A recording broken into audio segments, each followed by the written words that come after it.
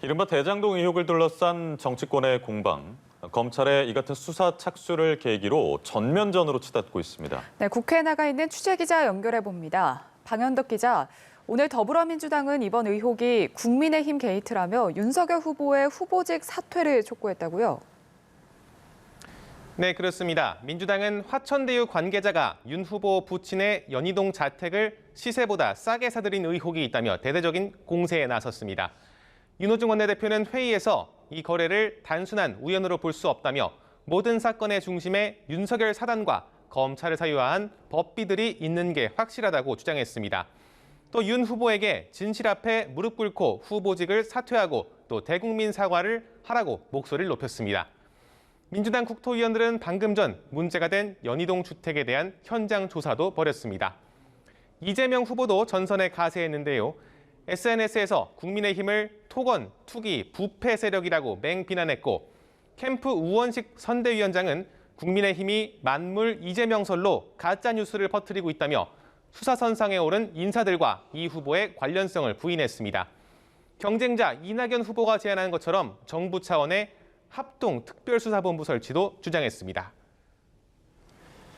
이에 맞서서 국민의힘은 특검을 주장하고 있죠.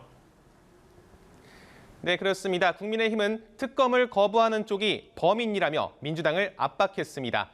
전날 이재명 후보와 말폭탄을 주고받은 이준석 대표는 기자회견을 자청했는데요.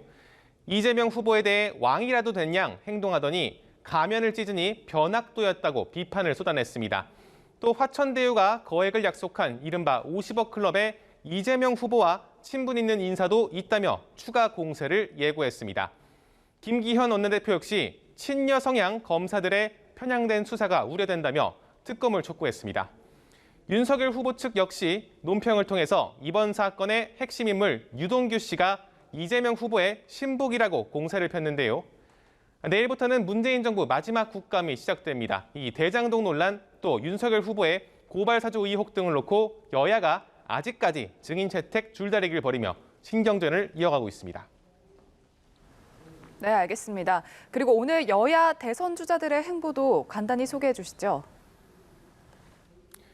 네, 민주당 주자들은 대선 경선 2차 슈퍼위크 투표가 진행 중인 가운데 오늘 오후 TV토론에서 맞붙습니다. 선두주자 이재명 후보의 대장동 의혹에 대해 이낙연 후보 등 경쟁 주자들의 집중 추궁이 예상되는데요. 이재명 후보의 반박도 만만치 않을 전망입니다. 토론에 앞서서 이낙연 후보는 경기도 지역 공약을 발표했고 추미애 후보는 인천 지역 공약을 내놨습니다.